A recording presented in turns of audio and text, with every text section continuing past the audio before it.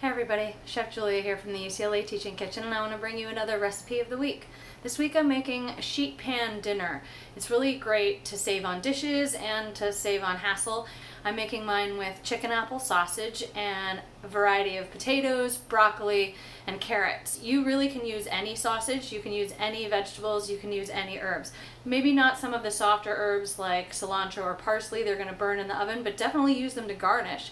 So this is a great way to get a lot of different nutrients and maybe try some different alternative proteins like a different kind of sausage.